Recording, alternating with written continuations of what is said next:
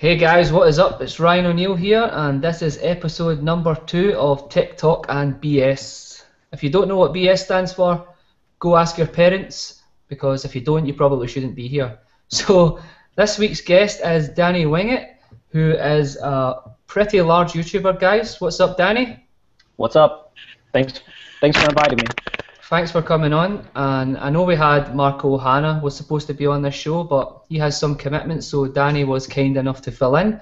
And as always, I have my awesome co-host, Kevin the Tech Ninja. Hooyah! Hooyah! What's up, guys? I hope you guys are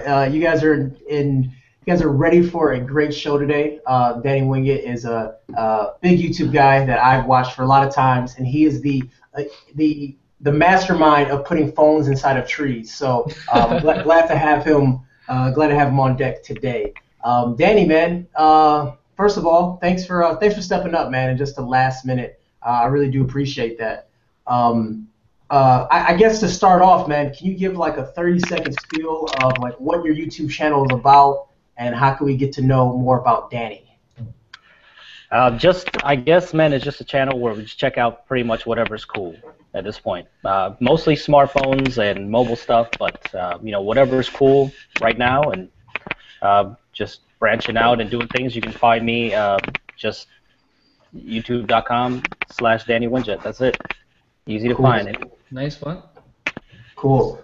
So what is cool to Danny right now? Since you said you like to cover what's cool to you right now? Probably, at this point, Google I/O was huge, right? And we're going to talk about that. Probably, right now, I think biggest thing is mobile and wearables, I think those are the two biggest things right now that everybody wants to talk about. I think it's kind of the future. That and maybe smart home stuff. That's big too, And I'm going to be getting into that real soon as well. So I don't know if you guys have any of that stuff in your house, but, man, there's some cool stuff out there right now. Tons of it. I'm actually getting some home automation fitted, so I'm pretty excited about that. British Gas in the UK has actually reached out to me. They're going to install some, it's kind of like Nest, but British Gas's version of it, so I'm pretty excited. British Gas. So same functionality? Yeah, same functionality. You can control everything from your smartphone, your electricity, all that kind of stuff, so it should be pretty cool. Be able to control my heating while I'm out, so I'll give it a try, see what it's like, but I definitely want to try and invest in some home automation this year because there is a lot of cool stuff out there at the minute. Any of you guys get anything installed already? No, but I got some stuff in the works, some home automation stuff, probably out because the Nest is coming over, and then I'm going to get some locks and cameras and different things. So. Oh, nice. Nice. I'm gonna try to do it all in one, so I can do like just kind of like a tour of all the stuff that you can do with it. A lot of other YouTubers have already done that, but it's just kind of natural, like if you like tech and you want to put that stuff in your house, you want to see if somebody's trying to steal your phones. Most definitely. Yeah, man, I'm big into home automation as well. I just moved into this condo. I haven't done much yet, but I am looking to do some locks and a couple of cameras as well. I did purchase a Nest, and I hate to say it, but I've been too lazy to install it. But hopefully I'll install it next couple of days or another week or so, and then we'll get that installed and start playing around with that, man. So I am super pumped about that. This sort of leads us up into the next thing. First of all, guys, this is an interactive show, so make sure you tweet us with the hashtag TTBS, and we will be sure to answer your question on the show. Remember, we can talk about tech, Jesus, or anything else. So, yeah, there you go, tech. We can talk about tech or anything else in the show. It is really cool. Also, any questions for Danny that you want him to answer to, we'll try to get those on the show. So the first thing that we have as far as a topic, we're going to talk about Android M. So as our guest, Danny, what do you think about Android M?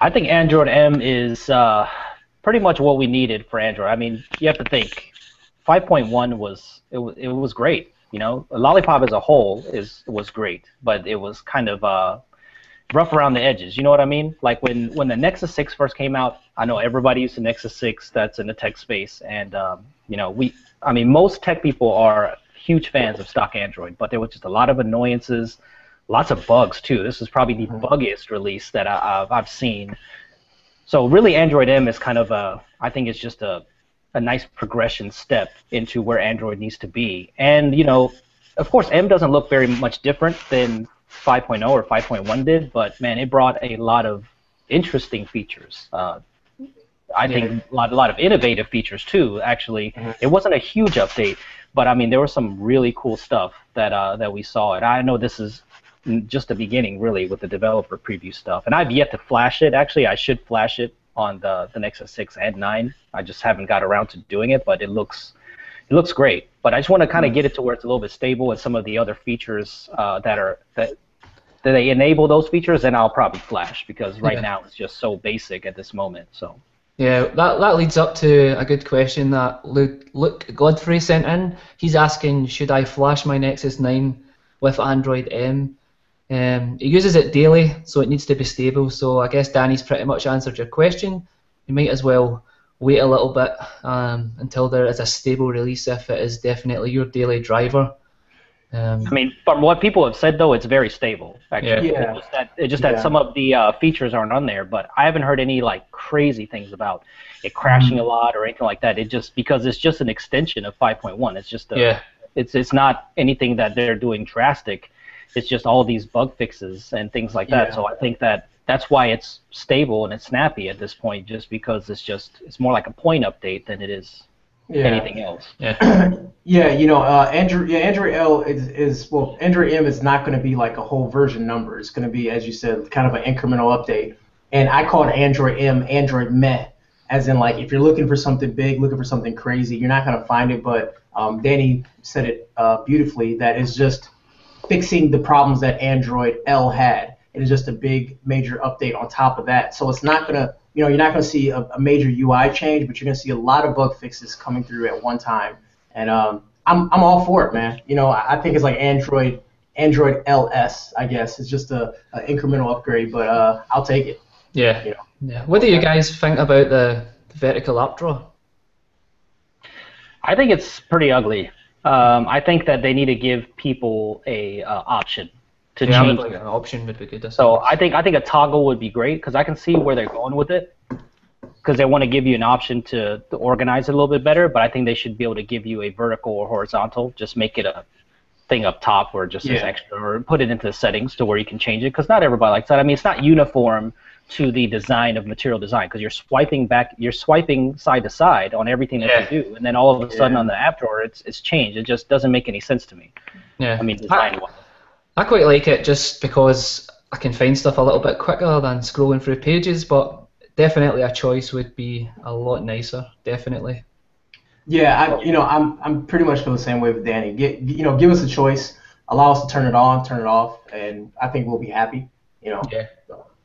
For sure. I mean, and we'll see about Android Pay. I mean, I thought that was it's pretty much Google Wallet 2.0, really, like more than anything else. But it was just, I don't know. I'm afraid of fragmentation as a whole with it, because Samsung Pay is trying to come out. LG will probably do a Pay, and everybody will do a Pay. It's like, how do you know which Pay to use? I know what they're trying to do. They're trying to put this into the core Android functionality, so these developers can do this, or these major manufacturers can use Android Pay instead of using their own. But you know what's going to happen. Yeah. Oh yeah. They're going to want to use their own stuff. So like when you try to pay with NFC, you're going to get like 6 options. Yeah. You're gonna pick which wallet to use. And even some stores now are having their own mobile wallet thing. Like Walmart, they're developing one right now where it's going to be using NFC too. So you're going to flip it and it's going to say, oh, Samsung Pay, Android, Android Pay, and Google Wallet, and then you're going to have freaking Walmart popping up. So it's interesting. Everyone wants to get into this mobile paying spectrum, and they just don't know the best way of doing it. So everyone's just doing it their own way, and there's not really much standardization just yet. And I'm not sure if there ever will be. It's kind of crazy. We really need a standardization, because I mean, this kind of tech was made to try and make people's lives a lot easier. So I mean, if you're going to have to scroll through loads of options, and it's just going to become a bit of a burden rather than make life easier. So I definitely agree with standardization. It was make life so much better. But making life easier, though, I mean, you got to see, like, I mean, now on tap for Google Now is incredible. Like, I mean, that is something that is borderline genius in every single way, because you have to think, like, you don't have, it's almost thinking for you that somebody sends you a text message about something and you just, Google now just kind of knows if you're talking about a movie or if you're, I mean, that's brilliant, man. Like, it's an actual feature that somebody's going to use now, instead of you going out or hitting the microphone button and try to ask about that person. Like, if they send you a song, I mean, you can just ask Google now, you know, just say, oh, who's the lead singer, or like, what albums do they have? And it's just like they already know you're talking about that artist. I mean, that's hot, man. That's I can't. You know, I can't wait to actually give that a shot. No, it is. You know, I'm all for like technology becoming smarter, so you can actually hold a dialogue with it, and it actually knows what you're saying and knows what you mean by what you're saying. So I think that's extremely cool, and I cannot wait to use that, and it will change the way we interact with our devices, 100%. Yeah, and Google's leading that way. I mean, for sure. I mean, Google now is way better than Siri. I mean, Siri was, I mean, to be honest, is trash. I mean, everybody knows this. I mean, if you've used an Android device before and you used Siri before, Siri is very frustrating because it's so limited in what you can do. When it first came out, it was kind of cool because, you know, you can ask stupid questions and things like that. But once the novelty kind of fell off, I mean, Google now is just, it's just way ahead of its time. I think it's way ahead of the game when it comes to that. So hopefully WWDC will see something from Apple that kind of at least brings it to that same level, but it's Apple, so I mean, you never know. Yeah, you never know what to expect from it. I actually took Apple long enough to, I mean, actually understand the UK, and probably other European countries had the same problem. So I actually don't even use it on my iPhone, if I'm totally honest. It's really not worth the time. Yeah, I don't use it either. I don't use Siri for anything. Doesn't matter what it is. Because I mean, it's horrible. Like, in every single way. Like, who actually uses Siri for real? Like, it's awful. But Google now, I use it all the time. Like, if you're trying to go somewhere, you say navigate me to here, or call this. Like, you know, if you just say call the nearest wherever, and it calls them. Like, you do that on Siri, and it just gives you a list of garbage. You're trying to do all this stuff. I don't want that. Like, so go ahead. No, it's carry on. It's cool. No, I was gonna say my mom, she uses Siri 100% of the time, and that's how she uses her phone. Like, she'll send me a text message, it's her yelling at her phone, and that's the text message to me. So it never makes sense, and I never understand what mom is talking about. But that's the way she interacts with her phone.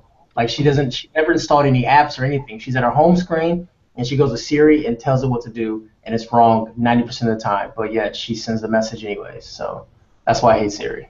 Oh, at least someone's using it. And I mean, you know, that's the thing. I think somebody just asked too, is like, why didn't they change the style of Android M?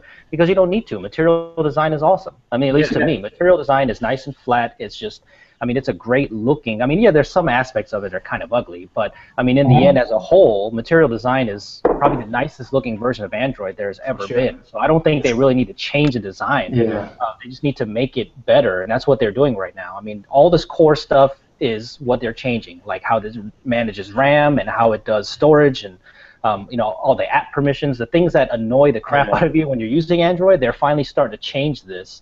And that's what we need. I mean, really, these big updates, I mean, we need core functionality, speed, and reliability is what we need on every platform.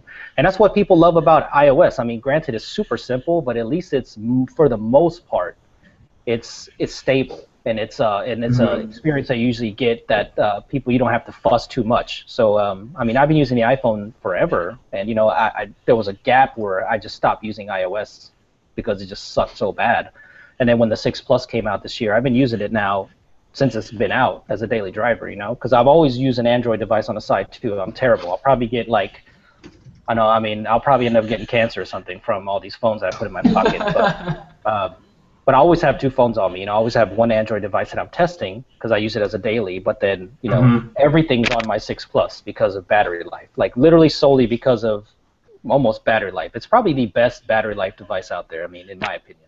But yeah, I actually carry the iPhone 6, and my daily driver, sorry, I said 6, not 6. iPhone 6. iPhone 6. Honestly, how much is that? I can't wait to. I can't wait for the 7 to come out. Honestly, I'm sick of saying 6 and 6 all the time. But anyway, I'm still using my my OnePlus One for my work phone just because the battery's so good. And obviously I still carry the iPhone. And this is actually my first iPhone since probably the iPhone 4 maybe. Because I just fell away from it totally just because iOS pretty much sucked. But I'm definitely digging it again and getting back into it. But I think when the jailbreak comes out, I'll definitely be jailbreaking so that I can get some themes and stuff on the go. It's just not customizable enough for my liking at the minute. So let's sort of move this conversation a little bit. I know we mentioned home automation.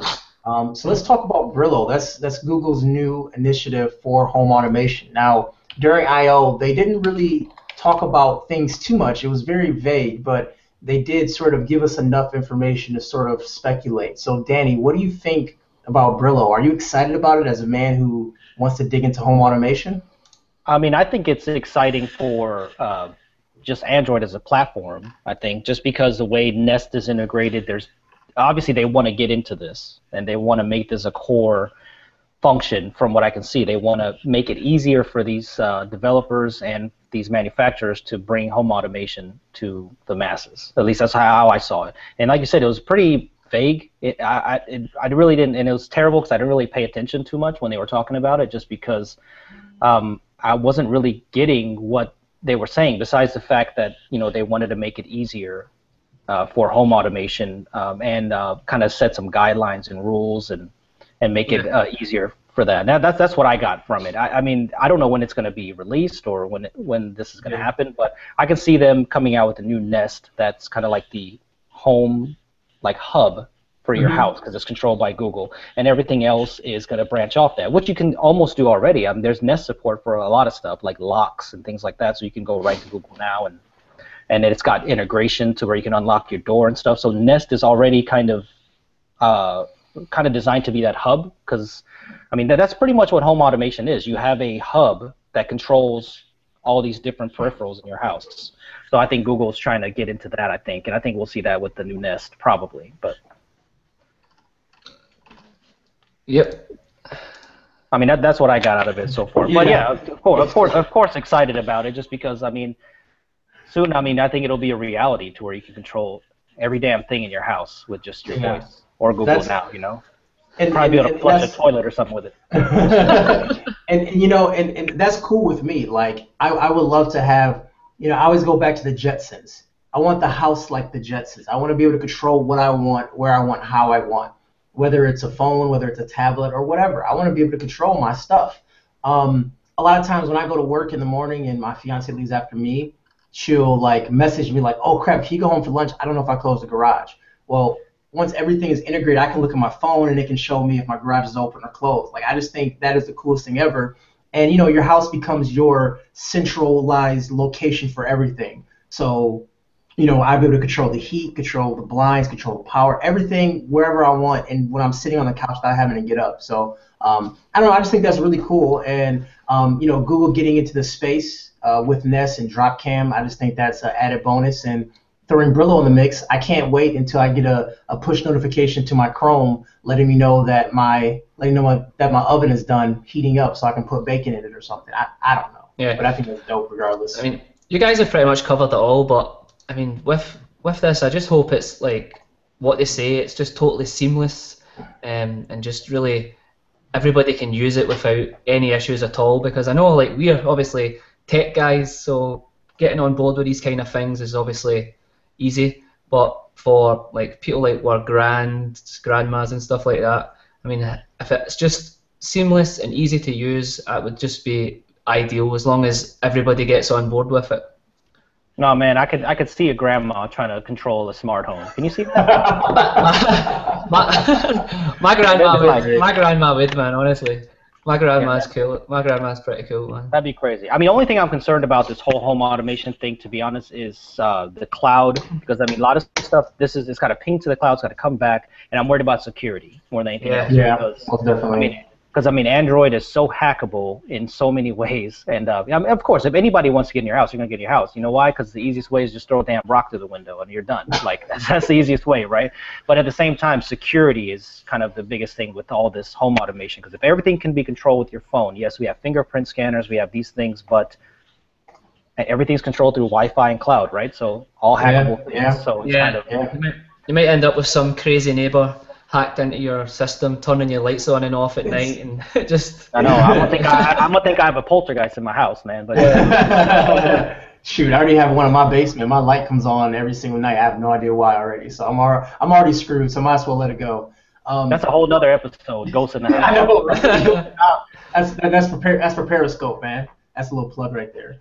Follow me on Periscope. All right. So security and convenience, man. It's like a teeter-totter. It's like how much convenience are you willing to give up for better security, or how much security are you willing to give up for better convenience? You have to find that neutral ground. But it seems like more people want convenience over security. So I think it's up to the companies to implement mandatory security for these things. So it's just interesting to see how it works, because if you lock it down too much, people are going to be like, screw this. I don't want to have thumbprint and password and all this stuff. I just want it to work, So I think that's the objective for these companies, and that's an extremely tough balance to strike all the time.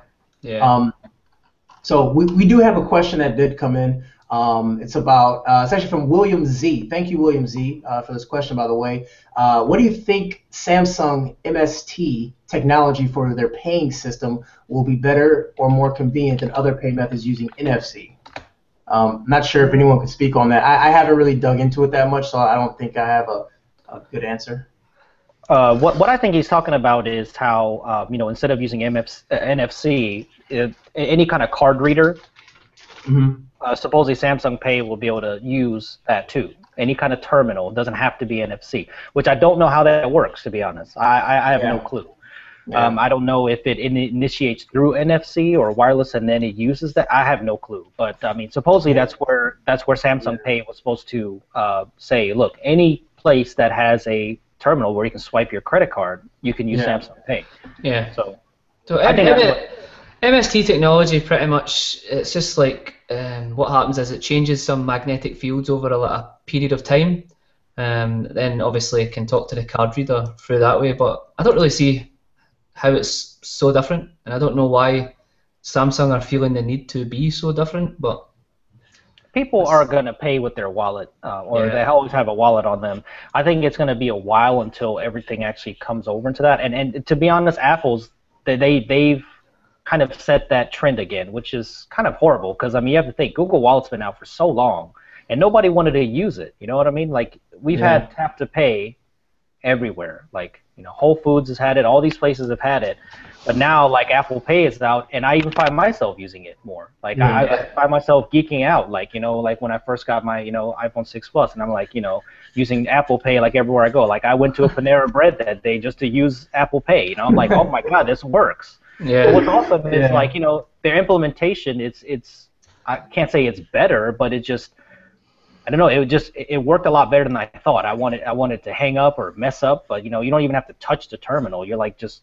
kind of hover over the terminal and then just ask you for the fingerprint, and then just you use it and it's finished and it just says paid, and it's so I can see that being extremely good for the future. But at the same time, once again you lose your phone. I don't know. There's just a lot of stuff going on. There's another big problem with MST technology, is the fact that you actually need like a separate kind of accessory. Sometimes it's like Look Pay. You need a case in order for it to work, or you need a key fob.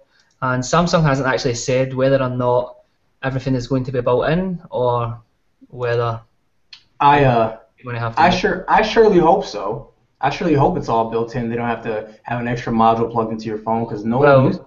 The Look Pay case is like probably like $75 or something. Yeah, I really doubt that, because I think Samsung's going to have it baked into the phone. Otherwise, that'd be a very grave decision for them to make. Let's grab a question from Twitter. This question was actually asked by, I can't find his name, sorry about that, but we're going to answer your question anyways. The question actually is to Danny directly, and he wants to know what motivated you to start your own YouTube channel. Really just the love of tech, I think, more than anything else. I know I talked about this on Periscope yesterday, I think. I mean, I was spending so much of my time just trading phones on Craigslist. I don't know if Kevin's done that or not, but I mean, I used to like because I mean I used to use an iPhone all the time, and then I was always curious about Android because my first Android phone ever was the Nexus 1. I mean, it was just my first Android phone, and I was very curious with it. There was a lot of flaws with it, obviously, but it was just a really interesting platform. So like when phones like the Samsung Captivate and all these phones came out, they were just so different than the iPhone that I would like spend all my time either trading my iPhone for another Android phone and then using that for a week and then trading it for another phone. I was doing that, so I was already like spending so much time doing this and trying to find the best deals and trying to have two phones at all times that I just thought, hey, I'm gonna just start sharing some thoughts about what I think, and usually mostly about cases because I was buying cases all the time. So I thought, oh well, I'll start out doing cases, and then I think I ended up buying a Spigen like a thin case for the iPhone 5, and that was one of my first like large videos that I've ever had. Like all of a sudden, it just took off, and I filmed all my YouTube videos with a cell phone at the time. So it was all just cheap. I think it was like a tripod that I borrowed from my in-laws that they never used, some cheap ass tripod, and I bought a cell phone holder. It was just a eye stabilizer. I still use that today. It's like $15, and I just clipped on an iPhone 4S, and then I just started, doing stuff. I used the audio off the phone. I mean, the videos were absolutely horrible. They were terrible. Yeah. But the thing is that just wanted to, because I was inspired by a lot of the people that were out at the time, like John Rettinger. I mean, Techno Buffalo was still small at the time, like Soldier Knows Best. All these people that all the OGs in the game that were doing it at the time.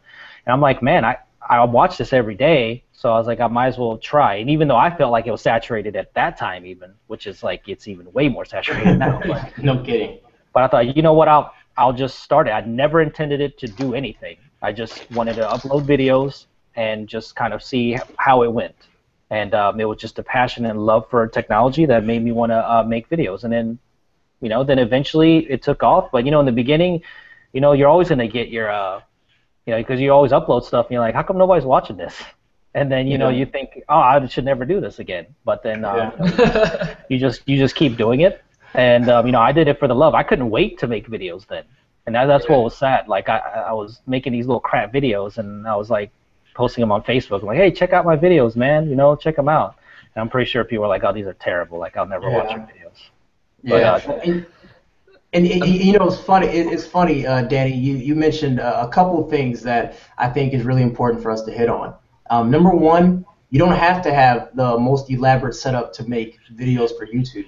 Like, a lot of people think that. Like, a lot of young tech reviewers will come to me and ask, what camera do I need? I don't have money to buy a camera. Maybe I can sell this or do this to get a camera. I'm like, look, man, you don't need to have the best camera out there. Like, don't let the top 5% of YouTubers make you believe that you have to have the best cameras ever to make videos. It's all about the content. Like, it's all about the content. It's all about believing what you are saying. It's about having fun and enjoying what you do.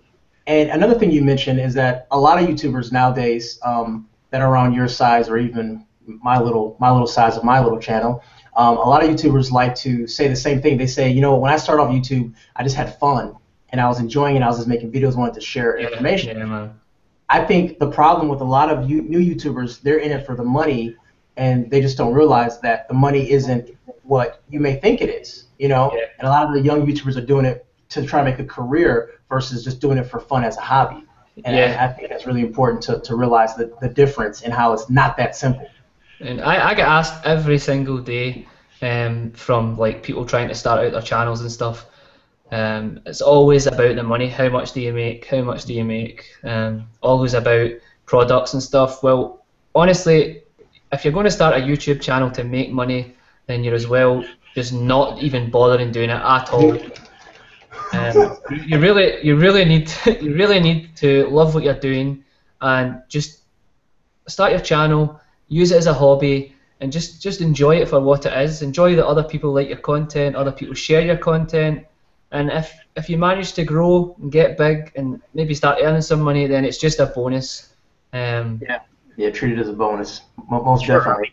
If you start your YouTube channel as a business, then people will be able to tell. Like people can tell if you're just doing it as that. You should never start a YouTube channel for money, because what you see in the like he said, the top 1% or 5%ers, yes, they do it as a full-time job, and yes, it's a lucrative business. There's a lot of money in this business, no doubt in my mind that there is. But at the same time, all that stuff comes with time. Like you make your content, you do your things, and you will get noticed, and then you let the business side of it come later. That's what if you start it as a business, it's going to fall apart. Like you need to have that passion first. People can tell if you have a passion for technology or not, or like if Kevin said, if you're just doing it for money, because you can tell. You can tell the difference. You can tell the difference in the content, and you can tell the difference in the person's voice. That's how I look at it. Like listen to, even if it's just a voiceover or if it's live, you can tell when people are excited about tech. Yeah, you know? I would totally agree. And I think another important thing that starting out YouTubers should do is never ever count your subscribers, and just don't look at your subscribers and don't look at your views. Just Kevin. Enjoy yourself. Hey, no, that's Ryan. Danny, you think I'm bad? This guy, Ryan guy, he almost had like an episode of quitting YouTube 5 times. He's like, I can't even use your accent. How do you have 3,000 subscribers? Man, you sound like Arnold Schwarzenegger, man. Yeah. But anyway, I'm sorry, the reason I'm giving that advice is because I have been caught up in it myself. Like episodes where you're wondering, like, well, I'm getting all these views, why is people not subscribing? And it can really get into your head and start to make things not enjoyable. So the best piece of advice would just be, just enjoy yourself, definitely.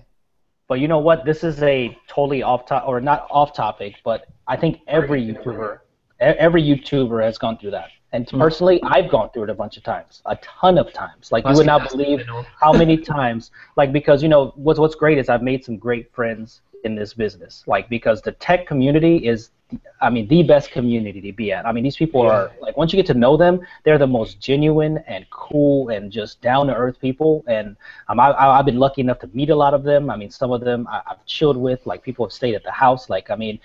But the thing is that if you ask them, I mean, there's been a lot of conversations where I'm like, I'm gonna stop YouTube because it's driving me insane. Like it's the pressure of when you grow, and that's the thing. Like when you're a smaller channel, you're always trying to grow. But once you get to a point, you still have to grow more. Like, you know, people say, oh man, once I hit 100,000 subscribers, that's it. Like I'm done. Like it's gonna be my biggest goal ever. But then once you hit that, though, then you can't just stop there. So now you have the pressure of elevating your content, of more discovery, of getting your peers. You know, because no matter what people say, people want to be respected by their peers. They do. They want to be. Yeah. So then there's that pressure, and then there's pressure of, you know, maybe looking bigger than you are and like trying to keep up with the bigger YouTubers. And that's my biggest thing. I would always tell people, do not try to compete with Marquez Brownlee or try to you know, compete with Unbox Therapy. You can't. There's no way you can. These people are they're in a league of their own. So if you compare yourself to, it's great to set a goal to be as successful as them. That is not the key. I mean, you should set your goals very high, but at the same time, you should never try to compete with them. Go broke trying to buy every product that's out there. Like, doesn't mean you have to go and buy the new Mac Pro and buy the new 15-inch MacBook Retina and buy the 5 Apple Watches because you see your other tech reviewers doing that. You need to do your own stuff, and you need to, I don't know, you just need to do your own. Like, you got to make sure that you're comfortable in your own skin, because if you're not, that's what's going to make you want to quit. And I've gone through that a bunch of times. I mean, your own style is so important. Just copying other people will just not get you anywhere at all. And I would have to agree with Danny about, I mean, how cool the community actually is. Because if it wasn't for a load of people in the community, like Kevin, Armando, and Dom, I definitely wouldn't have got as many subscribers as I have at this present time. So I'm definitely lucky that way. And obviously a big thanks to all of them. So definitely agree that they are. It's a great community to be a part of. Everybody is like really helpful. If you need advice, then everybody is always there to pick you up and like move you on, really. Yeah, that's what we need in this community, for sure. Yeah. Go ahead. No, it's cool, man. I'll kind of leave. I'll say one more thing. We got to kind of move the conversation a little bit. But you know, I can't mirror what Danny is saying enough as far as like be you. Don't try to compete with these other people because you'll get frustrated doing it. You become broke doing it. And a lot of new YouTubers ask me like, how do I become big? How do I do this? How do I do that? And it's like you got to be you. Like the number one thing is be who you are and be true to yourself. And you got to realize these people didn't wake up one day and said, I'm going to do this or I'm going to be 2 million subscribers. They started with small things. They started with, if you look at Marquez's first videos, look at Lewis's first videos, look at Danny's first videos. They're a lot different than they are today. Like you can't wake up one day and just start doing that. It takes time, effort, and learning, and it takes setbacks. Because when you do setbacks, you spring forward afterwards.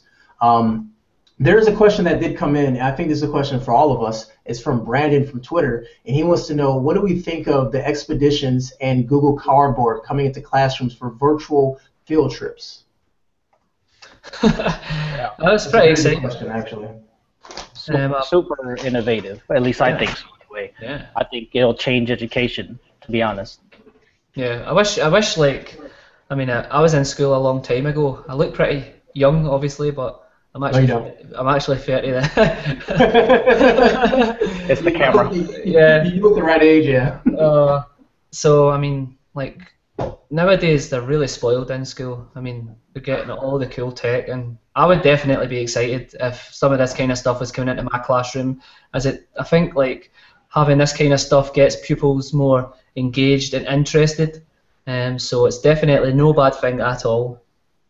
Yeah, it's amazing to me, especially if you can provide this technology with just a phone and a piece of cardboard that's cut out. I think that's the coolest thing ever. You can actually have these kids visit the pyramids or visit the Great Wall of China or things that you only hear about in textbooks that you may not see in your whole life.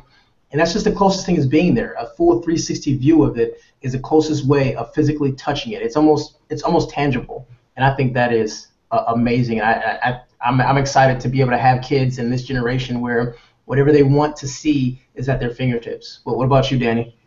Yeah, I mean, VR is the future, obviously. It's one of the things that every company is pushing right now. HTC, I mean, Valve, I mean, you got to look at all these people that are doing this technology. And if you've ever used the Samsung Gear VR, I mean, I have one here, and I haven't had the one for the S6, but, I mean, it's quite amazing for what it is. Yeah, it's a little blurry, it's a little pixelated, but I mean, it's kind of unbelievable that this $200 piece of thing that you put on your face, or even Google Cardboard, is able to do what it's doing. It's kind of insane. And I think for kids, and I think Google has like a huge plan or like a huge outlook on what they're doing, because you have to look at Android One devices that they want to try to give everyone for $100 or so.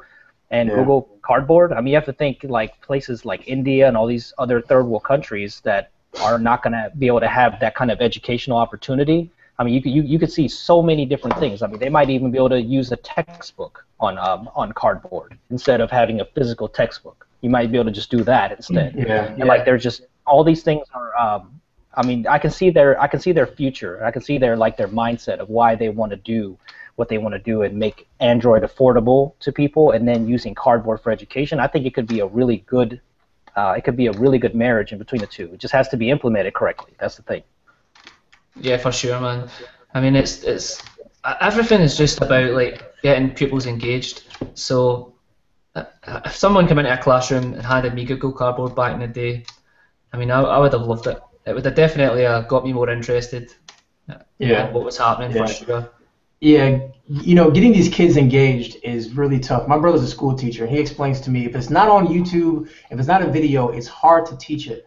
And that's why he's a big fan. I'm a big fan of John Green. Not sure if you guys see him on YouTube, but John Green, he is an educational guy, and he just teaches history in such a fun way. It's freaking amazing. So I like that type of video because it teaches you something and entertains at the same time.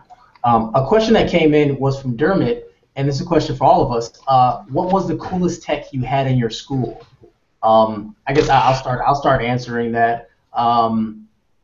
We started getting the interactive boards where you can write on the boards and then you can erase it, and the teacher then could transfer the information on the board to their computer, and the teacher would then email it to us, like the notes for the class. That was the coolest thing that we had. I got that my senior year in school, and that was the coolest stuff. I graduated in 2005 high school, so a lot of things have changed since then. What about you, Danny? You guys are too cool for that, man. I graduated way long time ago, man. Lucky we had paper then.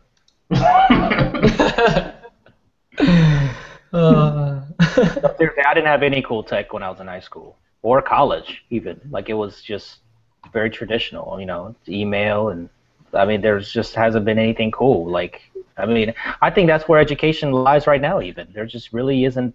I mean, education is education. Like, how, you know, I think besides visual and audio stuff, I mean, it's still a untapped market. I think that really needs to be changed, because I mean, I'm kind of that person. I know this is off topic, but it's hard for me too. I can't read a book and sit there and read a book for 3 hours. It's impossible. Like, it's almost ADD-ish. Like, I cannot. I'll stare at something, and then all of a sudden I'll be at the end of that page, and I'm like, I don't remember anything I just read because I was thinking about something else. So it's a lot easier for me to do it audio visual. Like, I'll learn something off that super quick. Yeah, and the coolest one I had in school, I'm pretty sure we had a G3 iMac. Ooh. yeah, but nobody was allowed to touch it apart from the teacher. I still have one of those. Yeah? Oh, yeah, it's in the closet. Awesome. That one of those, like, I have a Blueberry iMac, one of those, the ones with the bubble TV or whatever, or the that was built in. Oh, yeah, no, those are pretty sweet, man. I should get it. Hey guys, by the way, you can chime in using the hashtag @TTBS if you want to join the conversation, ask a question for Danny, Ryan, or myself, and you can also use the Q&A section in the Hangout as well.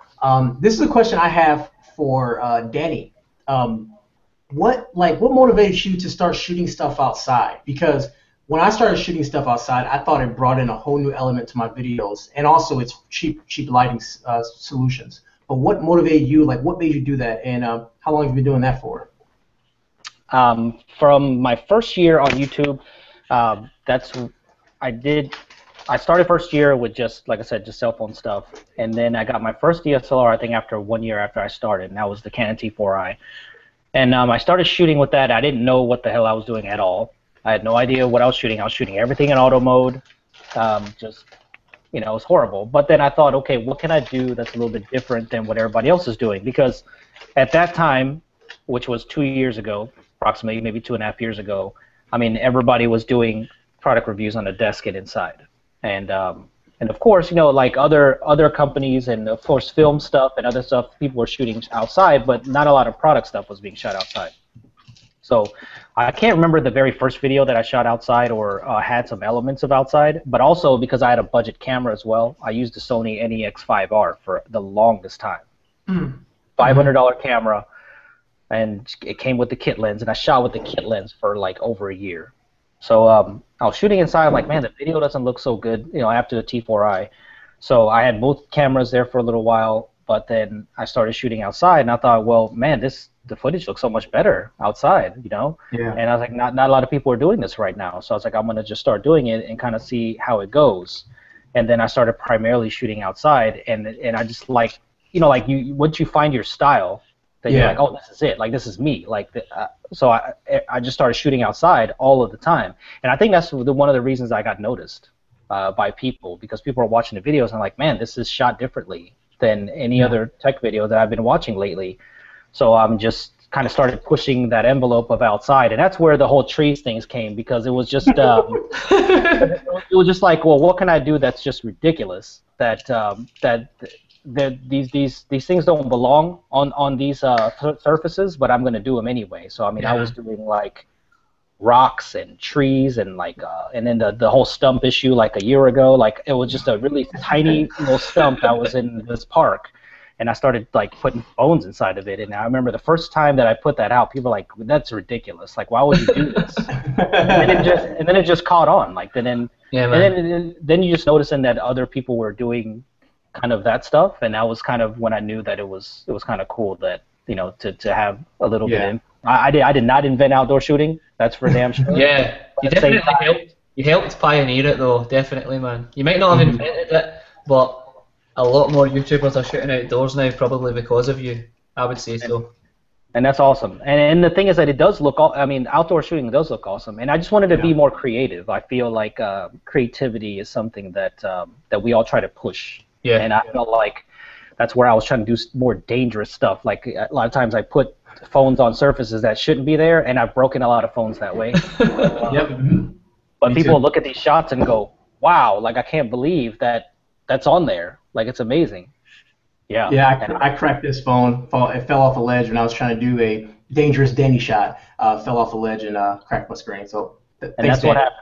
That's what happens. I mean, I was unboxing the Xiaomi Mi 4. Like, so I never had a video on it because I unboxed it and I dropped it right there on the spot. Oh, dang. See, I was done with the video almost, so I was able to recycle some footage, reverse it, make it look like a new shot. I mean, it was dinged up. I mean, it wasn't bad, but it's like a brand new phone and it's just dinged up. And I was so mad. I quit like that day. I just put everything back in the bag and I just pouted for the rest of the day. Like, Yeah, man, that definitely sucks. yeah. So we got another question in. We got another question in from Ruben de Norana, maybe, I don't know. Do you purchase the products you review, or do companies send you them? I mean, this is a question I get asked every single day. So I think everybody gets asked this question when they're a reviewer. You know, that's kind of the question that most people get. Once you get to a certain level, I guess PR starts to kind of notice, and they will send you stuff. Most of the accessories and things, I don't think most people, once they get to a certain level, you don't pay for those. Especially like cases, those are the first things that you will get and get reached out for because it's the cheapest promotion. They're $10, $15 cases. Of course, they want to send you one for a review, right? Because that's the cheapest way of advertising. But phones and stuff, that's a different key. Like once you get to a certain level, though, they kind of see the value in sending you something in exchange for a product review. So yeah, it's in between.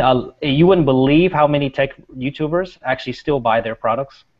Mm-hmm. Almost most of them. Because the thing is that once, like, of course, I mean, I think everybody knows this, but the LG G4 was sent to, like, everyone. Everyone had a G4. except me, I'm still waiting. Except for Ryan.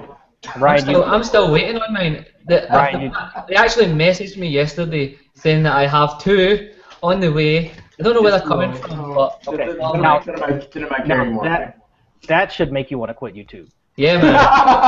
Yeah, man. Everyone had a G4. I think what's going to happen is when they both arrive, I'm just giving both away. No point of reviewing them because everybody's done it to death now. No, it's a great phone. I mean, it's a great phone. But the thing is that they went about it the right way. I mean, this is another total topic, but LG finally realizes the importance of tech YouTubers and why.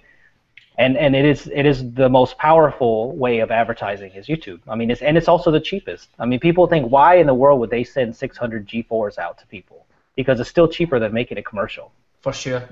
Still cheaper, and you get way more coverage, and it's just brilliant in my eyes. I wish Samsung would do the same thing. I wish they would notice how important that the influence of the tech community is on their product. And I'm pretty sure that might have helped a little bit with YouTubers maybe liking the G4 a little bit more because they got it free. But at the same time, it's just you never know who's going to send you stuff. You make relationships. That's why CES, all these places. And last year at CES, that was my first trade show I've ever went to. So that just goes to show you, I don't really go out very much, but it's important to see these people face to face. And then if you strike a relationship with them, they'll remember you and they'll send you stuff. And because it's not always about how big you are. People get mistaken by that because, I mean, people say, oh, well, I only have 30,000 subscribers. They would never send me anything. That's not true because there's people out there that are getting AT&T phones that only have 15,000 subscribers. So it doesn't, it doesn't, there's no rhyme or reason or anything that makes sense in the PR world besides numbers. Yes, pure sheer numbers do make a difference. I mean, if you're Detroit Borg and you reach out, they're going to be like, sure, have 10. But, I mean, if it's just somebody that's got 30,000 subs and you're not selling yourself correctly to them in that fashion or meet them in person, because you have a better chance when you're smaller if you meet somebody in person, they're going to be more likely to work with you than to just work off sheer numbers. So it's a mixture in between. Yeah, once you get to a certain level, they do send you stuff. Yeah, they do. Yeah. Well, I mean, from my point of view, I don't think I've bought a product in forever. But a big tip. Oh, I'm out of focus. A big tip that I would probably give people is what Danny said about the face-to-face thing is really important. If you can't actually meet them, then try and arrange like a Skype call because these companies get emails every single day non-stop from people asking can I promote your product? Can I get it for free? Blah, blah, blah. But I've found that if you get on a Skype call with these people, they can see your face, tell that you're actually genuine, and you really want to actually promote their product and not just have it for free. It definitely really helps. I never knew that, and you never told me these secrets. Now you're telling everyone the secrets. So now the Skype call is going to be the new email. So I'm going to send people actual letters in the mail with a sign. Pigeon mail. Yeah, I'm going to send a kiss on the back too. Guys, we're coming up to 2 minutes. We're coming up to the 50-minute mark. So let's kind of scale things back a little bit. And I want to ask Danny a question. So Danny, why do they call you the Asian Flossie Carter? Man, this story is it's funny because if you haven't seen, I actually have some vlogs up from Singapore. There was a 3-part vlog series which Marco really made fun of me. So we actually need to probably get on here one day together because it's cool because a lot of people don't know me and Marco live about like 30 minutes away from each other because he lives just not too far from here. So that's why we have a channel together, and that's why I ended up meeting him here. It was cool because when he first joined Phone Dog, I didn't know who he was until then. And then he's like, "Oh man, I live in Nashville." It's like, "Oh really?" And we kind of met up. But we went to Singapore for the Oppo N3 R5 launch, and Jaime Rivera was there from Pocket Now. A lot of people know him. And we were just sitting there talking, and he's just like, "Man, what are you doing right now?" Because I'm vlogging, and I caught all that on camera. And he's like, "You sound just like that guy. What's his name? Floss?" And then like he started like like imitating. And then Marco's like, "Yeah, you are the Asian Flossie Carter." And it's like, what? Is that true? And then that's when that came on because me and Floss have a lot in common actually, which is crazy because we have a lot of interest in like the same hip hop and stuff like that. So yeah, man. So that's why they call me that, I guess. That's an exclusive, guys. That is an exclusive. Me being from Detroit, and when Danny got on the microphone the first time for us to get this thing going, I was like, "Whoa, what is going on?" This guy, he came out he was like, "Yo, what up, doe? Let's do this thing." I was like, "Oh, okay, my fault, man. I need to check my Suburban card at the door and grab my hood card back real quick, So. No, I think a lot of people probably don't know that about me because because there was a couple episodes I was going to try to do on my channel where like get to know me. I did part 1 and that was my music before because I used to be a DJ. I still have my turntables and nice. I still have a bunch of vinyl in that closet there and downstairs. So like hip hop was my thing, old school hip hop to like probably 99, 2000 hip hop. That's when hip hop started getting terrible, and then moving on now. But did that, and I also made some tracks too, some rap, and some different things. So music is something definitely that I want to get back into for sure. So I love hip hop. A lot of people probably know if they follow me. I really love battle rap. Like battle rap is where it's at right now. Like I love battle rap. Like I can watch that all day. So. Wow. My wife hates it, but I love watching it. Because if you want to see some cinematic stuff, you need to go check that out now. Like battle rap is being shot like movies. Like it's incredible. Oh yeah, man. Like you gotta watch it. Like King of the Dot and all these people. Like there's a guy called Avocado out there, Kyle Gray. Like he's amazing, man, at what he does cinematography wise. Like these things are being shot like movies. They're all shooting on red cams, and it's like it's killer. Yeah, like color graded to like just.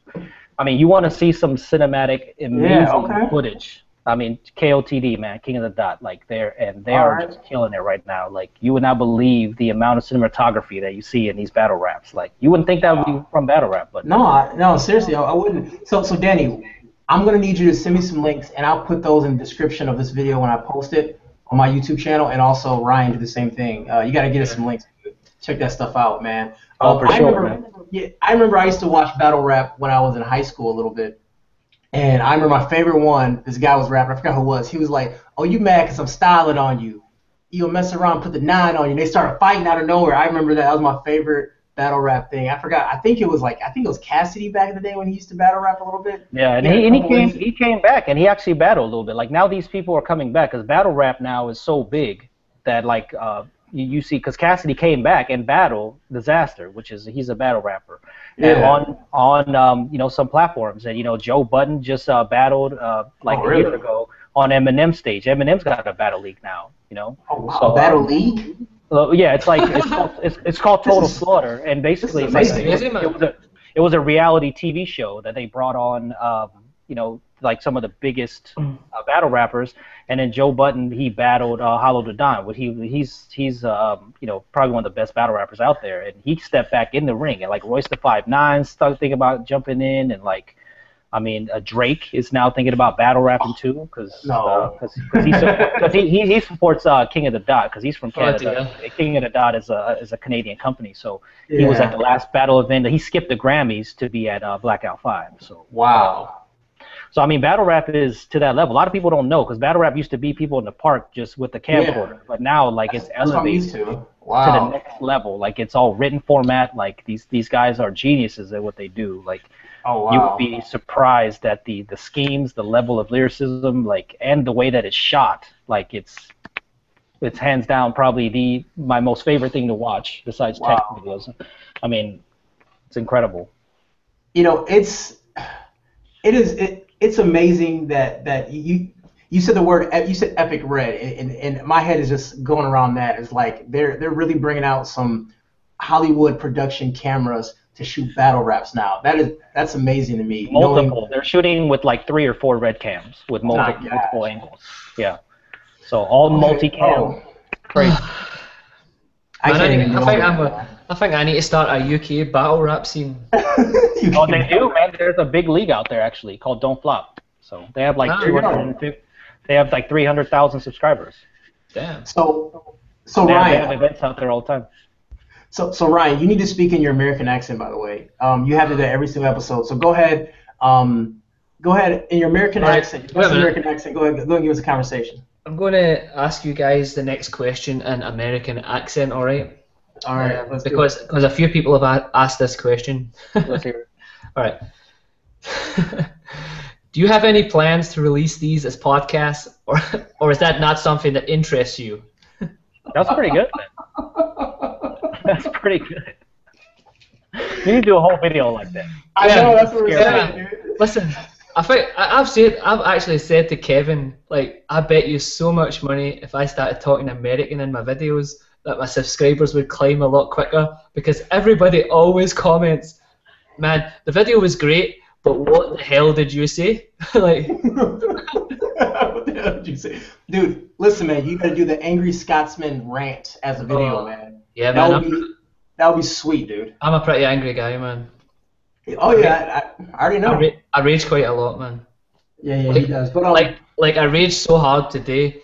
I actually shot the review for these Sennheiser Momentum 2.0s, and I don't know if you can see that there's like a nice little gold trim around here, and they actually had like a blue film over them, and it was so nicely put on that I didn't know it was a blue film. Shot the whole review, then. Oh, that looks familiar, dude. that blue film's still on these. Oh yeah, get it off, man. I peeled it off, and like I raged so hard, man. I was like, oh my god. Yeah. These headphones, are those the wireless, by the way? No, I've got the wireless coming. These are the wired version. These are the wireless. They're great. Yeah, man. These are dope. Like the sound quality is just incredible. The one thing that I don't like about the 2.0s is the fact that they don't have the 3.5mm jack that you can bend to the 90-degree point, like the first versions did. That's a bit of a shame. The top is a little hard. See, these are my favorite headphones right now. The top is a bit hard on these. I would agree with that. It's not as soft foam. It's kind of like it's hard. Really it's not dense, really dense foam. Yeah, I really like the Oppo. These are the Oppo PM3s. These headphones are awesome. These are incredible headphones. As Quinn at Snazzy Labs has these too. They're awesome. They're probably the best headphones out there in that price. Nice. Yeah. So guys, we're actually coming up to 1 hour. So let's run through some of these questions and let's give some really concise answers. There's a couple good questions I want to make sure we get before we adjourn for today. So the first question is, where do you guys want to see the YouTube tech community in the next 10 years? And also, do you think Google/YouTube should give more recognition to tech YouTubers? 10 years is a long time, man. I would really like to see YouTubers earning a little bit more money. I know it's not all about the money, but at the minute, I think that we are definitely getting undersold. Personally, I think that, but I don't know what you guys think. Well, I mean, what is YouTube really? It's cat videos and makeup people. That's what I say. Like it's, I mean, right now those are the most popular things, right? Lifestyle people that put their lives on the internet, right? Because they're YouTube is generally TV replacement now. Like, I mean, my wife does it all the time. She subscribes to all these people, and she's watching them every day. Like, these people are daily vloggers, and they have like 6 or 7 million subscribers, and they're just, that's what they do. Like, this is what they do every day. Put their lives on camera, and you know, that's where it is. And then there's makeup tutorial people, right? These makeup guru, like beauty gurus, they're ginormous. Like, that is the force of YouTube right now. Yeah, so that's why I love watching people like Marquez and Lou become that successful, because they're setting the door for us to become a part of that elite. Because that's why tech, I mean, even Linus the same way. I mean, he's grown huge too. So like, these people are setting that trend for us to be able to get into that space. They're encroaching into this superstar YouTube status. Like, you know, tech used to be a joke, really. Like, you used to just be like, oh, well, tech is tech. But now it's like we're the genuine force. And I would like to see YouTubers as being treated as genuine press, because like we are. Like, that's how I feel. Like, you know, people are like, oh, that's not journalism, or that's they're just making videos and ranting and making. It's not like that anymore. Like, the level of video quality that we're putting out these days, even in comparison to a lot of these you know, websites and things like that, we're better than them. At least I feel like that. I mean, look at videos like Engadget and some of these other places. Their videos, I mean, to be honest, they're not that good. Like, they're not great. So we're kind of. I would totally agree, especially in regards to some of the big like tech websites, Engadget and stuff like that. I mean, some of their videos. I mean, I'm not trying to diss them or anything. They're obviously a great publication, but some of these people they don't spend much time on the videos. They look as if they're just totally thrown together so quick. And you look at you guys, I mean, you can just tell from the get-go that somebody has actually spent loads of hours trying to put something together. And I think companies are actually starting to realise now that YouTube is probably the way forward if they want to start getting their products out there and showing in the best light possible. Sure, and that's because of Marquez and those guys. Yeah. Because they've made that door open to now where they're considered legit. Like, we're actually considered legit people. And then you see Marquez going to Apple events now. I mean, that's like, come on, like Apple, like, they've never done that before. No. And it just, I mean, it's like almost like you're part of this community, so you feel proud, like that, you know, they're accepting a YouTuber. I mean, you know, look, Marquez doesn't have a website, or not yet anyway, but you know, he's been driven totally off of video so far. So I mean, that's something to be proud of. That's for sure. Yeah. It is. And you know, YouTube as a whole, it has become a lot bigger than I thought it would be. It's kind of a quick story, but my fiance just got a new job, and one of her friends is like, "Oh my God, I can't believe you got a new job. My daughter wants to meet you so bad." And she's like, "Why?" She said, "Well, my daughter knows that your fiance does YouTube videos, and she wants to be a YouTube person when she gets older." And like, hearing that, like, people are saying like YouTube is like a career choice, and I think eventually it could be a career choice. I just think that the YouTube platform is becoming so big that in 10 years, because the question is for 10 years, in 10 years, I think that could be a job option. Like, you know, you go to college for video creation, and you come out and you start making YouTube videos, and that's a career choice. I really think that could happen in 10 years. I know it sounds crazy, but so much can happen. So much happened in such a small amount of time, and so much can happen in this large amount of time. Yeah. Just like Ryan was saying, though, I hope that they pay more attention to the creators and for the success of the creators, because I feel like right now, even in this internal talk, you know that AdSense is on its way down. It's all going to decline, and it's like it's not good for us, because, you know, people that want to do it as a career, they can't rely on AdSense like they used to. So now they have to find other alternatives, and that's what's pushing. That's why I think maybe you could say, well, money is driving tech YouTube right now, or as a whole YouTube, because people have to find their alternative ways to make money. So I wish that YouTube would focus on the creators a little bit more and help them succeed when they get to a certain level. Like when you're first starting, maybe not as much, but when you're at a sustainable level, that they would help you grow and they would help you, you know, make ends meet. Or if you want to do it full time, that they would help you and, you know, have different tiers and different things to help you out. And it just doesn't exist. And I think that's where the problem is with, like you said, if somebody comes out and says, hey, I want to be a YouTuber, it's like, well, I mean, is it the best time right now? Because YouTube is thinking about them, you know, and they're not thinking about the creator as much. Unless you're these large people. Of course they care about them. But even the large people some of them are struggling. Well, not struggling, but people like Linus Media, obviously he's got a big company to look after, so people, like he obviously depends on YouTube, but his employees also depend on it as well. And I mean, some of these people are moving on to different platforms who are obviously paying a little bit more money. Do you guys think that we might see some more platforms coming along that are going to offer creators more money? Of course, you've already seen it with Dslr, and you've seen all these other places. And I mean, this is great for us. I want that. I mean, there was a big talk about Yahoo doing tech reviews and like hosting stuff, and Amazon. Like, I mean, it'd be great because you know why? The more competition there is, we win. So we win because they're going to fight for us. So that's what we want. And then maybe YouTube will think about it again and say, well, no, we need you to stay on our platform, because then people are going to start to leave. And then once, because right now they have it on lock, man. No, YouTube is YouTube. It's free. So I mean, you really can't complain. It's a free platform for us to, you know, survive in. So I think that's how they think. It's free. We host everything. We're making these progressions. You stay on our platform. There's nowhere else to go right now. But once there is a viable platform, things change. So I want competition. I mean, that's in my opinion. I want competition. I want them to fight over our content. I totally agree. I just think the exclusivity factor on Vessel and stuff like that kind of puts me off, especially if you're going to be like the first person to have a certain device. You really want to get it on YouTube first, just obviously because the audience is larger at the minute. But hopefully, with all these kind of other stuff coming up, then it's definitely going to help YouTube get their act together. So I think that's pretty much it, guys. We should probably wrap this up before everybody starts. This could go on for hours. Yeah. We could talk about this stuff all day. So since you're our first guest, Danny, there's something that I think something that me and Ryan talked about.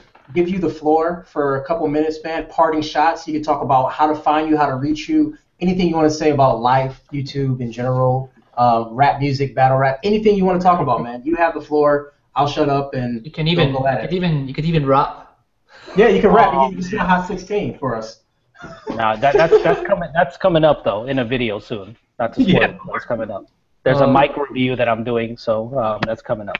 We got a glimpse of your battle rap stuff in your quirky beatbox review, man. That was sick. Oh, thank you, thank you. It was that's something I wanted to do. Actually, it was funny because I was telling my wife I was going to do this, and she had no idea. She goes, and literally she walked outside and she goes, "The hell are you doing right now? Like, I don't understand what you're doing." Like people, because I was in front of my house and the people were looking at me like. In the velour jumpsuit, man. Yeah. And I told her, no, I have this idea. Like, I could see it in my head right now. So I was like, I'm going to record this, and I'm going to make this work. And she's like, whatever. And then when she saw the video, she's like, oh, you know, like, I get it. Because it's like, I'm one of those, like, visual people that I can see a video in my head before I shoot it. So then that's why I go to the location, and then I shoot it, and I'm like, okay, this is exactly what I wanted, or this is not what I wanted. But anyway, yeah. But yeah, you can find my channel, just youtube.com/Danny Winget. A lot of people think it's super scientific, but that's my Twitter handle, so it's @superscientific, and that's actually an old carryover name from my DJ name from back in the day. That's why Super Scientific exists. So that's why that happened. So there's kind of some confusion because there is a YouTube channel actually, Super Scientific. That was one of the channels that I made. I made 2 channels by accident.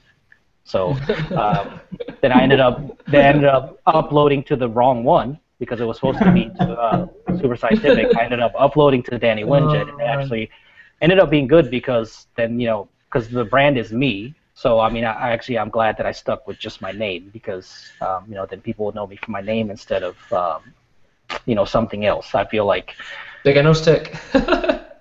Yeah, but a lot of people have changed too. I mean, look at TLD. Like if you look at him, I mean, he went to Jonathan Morrison because it's just kind of like your company now. You're TLD, but then you're Jonathan Morrison from TLD. It's like you feel like it's you and a personal brand, and that's why I'm kind of glad that I did make some name, because names can make or break you.